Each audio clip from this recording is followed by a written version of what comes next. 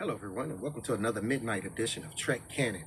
And of course, for people who watch this channel, midnight editions are where we talk about more adult themed or hardcore themes of Star Trek. And today we're going to be discussing Colonel Phillip Green. Now, there's going to be three major sources that I pull from when I'm talking about Colonel Major Green in Star Trek canon. That's going to be Star Trek Enterprise episode Demons, Star Trek Enterprise in the Mirror Darkly, I think 1 and 2, and it's going to be the Savage Curtain from the original series.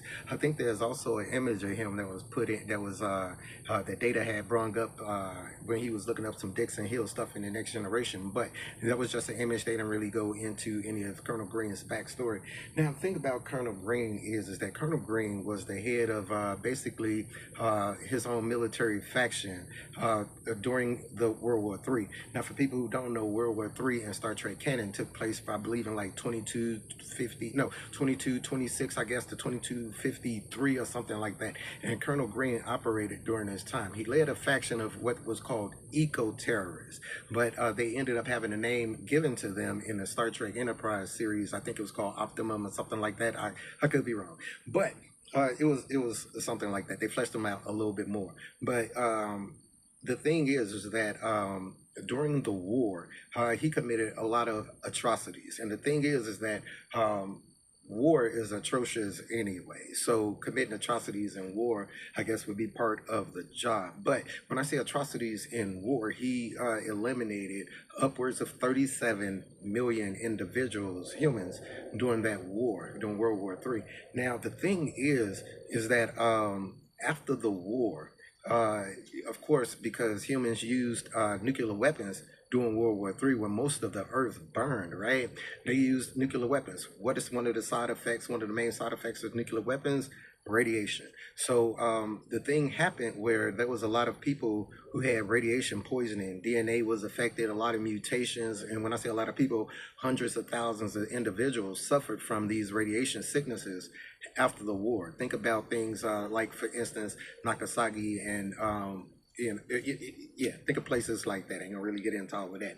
But the thing is that Colonel Green, according to Gene Roddenberry himself, wrote the character to be modeled after the Mustache Man himself. And actually, a lot of people compare characters from Star Trek to the Mustache Man and Hitler, but this is the only character that Gene Roddenberry specifically wrote to be that way. All right, so the thing is that getting back to the people who had the radiation poisoning, it was hundreds of thousands of those individuals. And what Colonel Green decided to do was basically euthanize all of those individuals because he didn't want that damaged DNA to basically permeate and mess up the human civilization that was trying to recover as a result. Now, there's two people in Star Trek canon that are debated heavily as far as their actions go, as far as justifications. And that's, of course, Khan Noonien Singh, which when we look at episodes like Space Seed, when they were sitting around giving a briefing after they found out who Khan was, they mentioned that, yeah, we got a lot of debate and, historians about, although Khan was a bad dude, he did do some good things, right? That was beneficial to Earth. And Colonel Green is also one of those individuals who historians in Star Trek canon actually debate on if his euthanization project that he went through after the war was actually beneficial for the survival of the human race. So it could be a lot of debate around it, which they do have in Star Trek canon. But moving on with Colonel Green, Colonel Green had this motto, I think it was overwhelm and destroy or something like that. In the Savage Curtain, his personality type was basically treacherous. All right, he couldn't be trusted. He was one of those individuals that would make peace plans with you or make plans with you, during talks and all that stuff. Hey, we're going to have a talk and we're going to talk about peace and stopping this conflict. And basically, it'll always be a trap where he'll basically backstab everybody and do his Colonel Green in.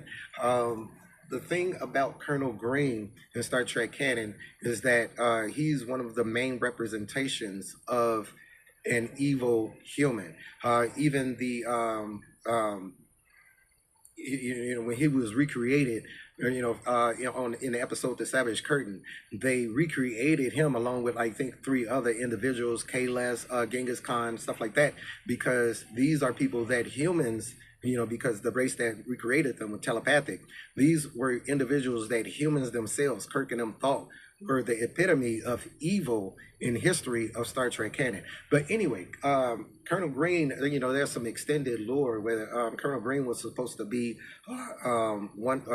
introduced in Star Trek Enterprise, finally, real representation of him. And he was supposed to be leading the augments. But apparently, Brent Spiner expressed interest in the project, and, it ended up being that way. And I think it would have been a disservice to the character of Colonel Green to have him in that time period, because that would have threw off all of the canon that Colonel Green had established in canon so far, from, for instance, series like the original series. So I was kind of happy they didn't do that, because the augments and everything that happened in the series The Enterprise took place well after Colonel Green, the death of Colonel Green. Anyway, reference those episodes, man, if you guys have any questions and want to know a little bit more about the exploits of Colonel Green. That was In the Mirror Darkly 1 and 2 from Star Trek Enterprise. That was Damon's from Star Trek Enterprise, and that was The Savage Curtain from the original series. Anyway, let me know in the comments if you guys knew who Colonel Green was. What do you guys think of him? Let me know in the comments, what do you guys think about the debate between whether it was a service to euthanize those hundreds of thousands of radiation inflicted and mutated individuals, or was there some kind of medical out that they could have used? Let me know in the comments. Thank you guys for watching. Please subscribe to the channel if you haven't. And as always, peace, recycle, and say to whales, you guys be cool.